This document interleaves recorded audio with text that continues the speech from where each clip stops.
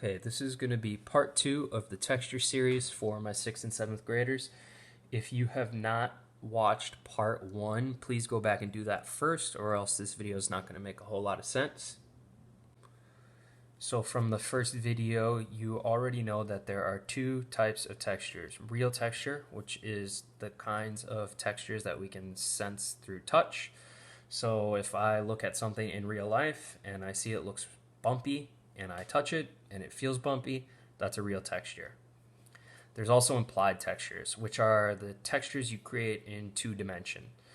You can think of these as sort of like an illusion or a trick. So when you're drawing something on your paper, an implied texture is when you're trying to show a texture with your pencil or your pen, but no matter what kind of texture you draw, if you reach out and touch the piece of paper, it's going to feel smooth, it's going to feel flat. So it's not a real texture, it's a simulation. So let's talk about the steps we need to do to go from this to this. So first we need to find a reference. So step 1 for this project would be to get an animal reference.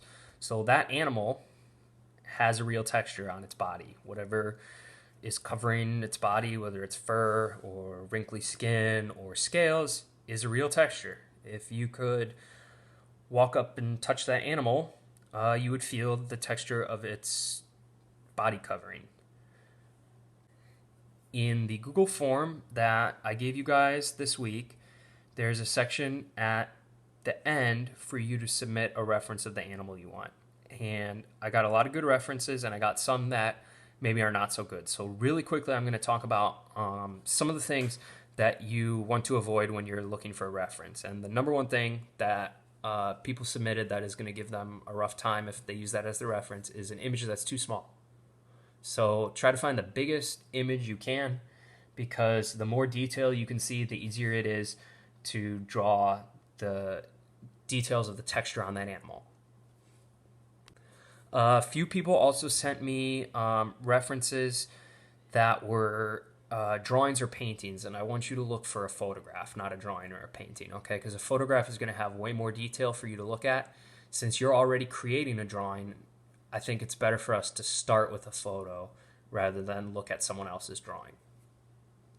All right, step 2 is to take that animal that you chose and looking at the reference.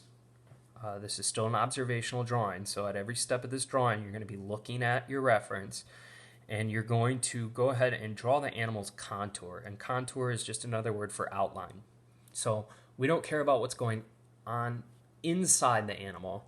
We care about the shape of its body, right? And that doesn't mean we don't care about the detail of that shape, right? So every little change and bump and detail of the outline is important.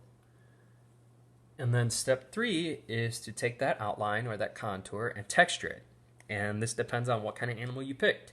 So there's so many different kinds of animals. There's also going to be so many different kinds of textures. You might be dealing with a rough, scaly texture or a wrinkly texture or a fuzzy texture. But this is the step where you're actually applying that texture. And what I'm going to do is start out here with some very simple contour drawings and apply different textures to them to give you an example of what that might look like. All right, so very likely you will have a much more complicated drawing than I do in this example. You'll also have an animal and not a simple shape, but I wanted something very basic to show you applying texture. And what you're going to be doing right now is called mark making. And mark making is really just a word for any time you take a tool, like a pencil in this case, and create marks on a piece of paper. And to show texture, we're going to have to do that. So in each shape, I'm going to choose a different kind of mark and show you how that changes the way the texture looks.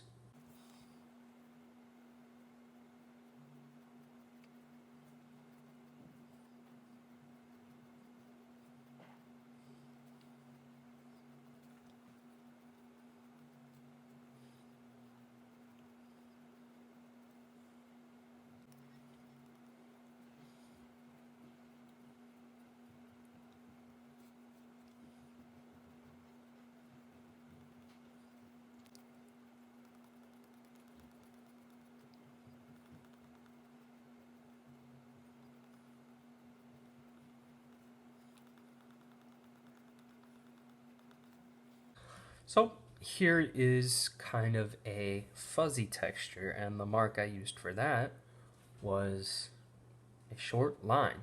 So kind of the most basic mark you can make. But if I'm careful enough when I'm applying them, so if I don't start to rush or get lazy, I can create a pretty realistic looking texture. So it's a simple mark, but when you put enough of them together, you can get a pretty complicated texture. This is a type of texture you might be able to use if you're doing an animal that's sort of fuzzy, maybe like a caterpillar or a bumblebee, or a lot of like insects and stuff might have this kind of texture.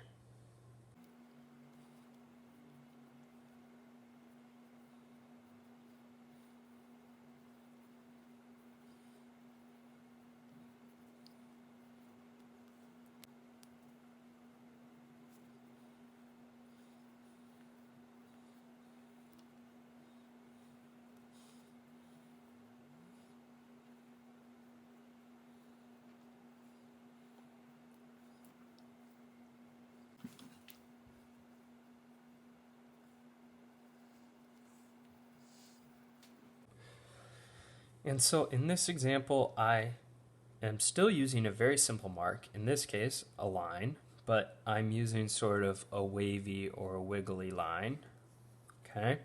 And I'm applying that to the shape, and I can get a wrinkly texture. So this is something that might be suitable for an elephant or a rhinoceros or some other animal with a similar type of skin.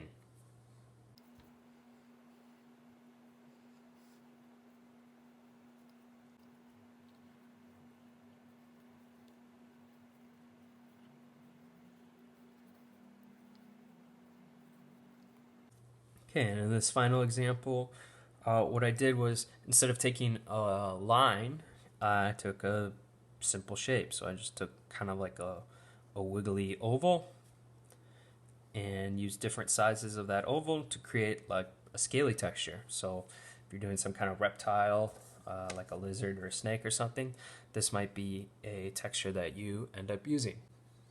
So I am not going to be able to show an example of every single type of texture that you could end up having to do with your reference. That would take a really long time.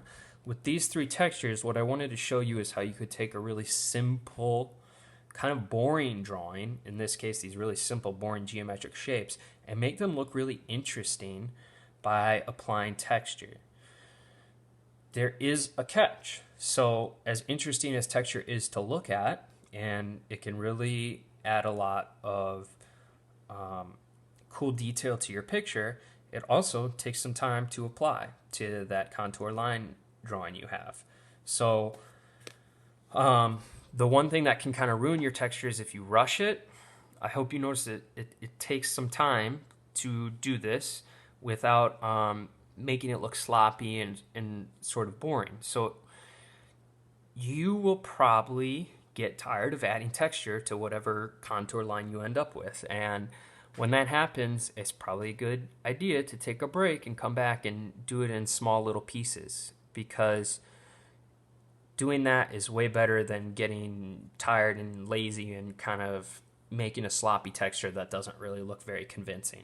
So it is a texture project, which means applying the texture to your contour drawing is going to take you the most time, right? If you don't put time into creating an interesting texture, it's going to be a nice contour line drawing with some random scribbles on it. All right, so really take time, look at your reference, pay attention to what marks you might need to use. Okay, so like what kind of mark making you could use to simulate that texture, to create that implied texture. Okay, there's a million different kinds of textures, there's a million different kinds of marks, and the problem that you're trying to solve in this project is what marks should I be applying to create the illusion of the texture that I want. So if you've watched both these videos and you know what animal you're doing and you have a good reference, you can go ahead and get started whenever you are ready. If you're a little bit more hesitant and a little bit less confident, you can wait until next week, where I will post some videos of me working on my animal, and how I apply texture to maybe a couple different animals. So if you would like to see me tackle any particular subject, right, or maybe do an animal that's similar to yours, leave a comment, and I'll take like maybe the 3 best ones, and I'll use those as my sort of demonstration drawings.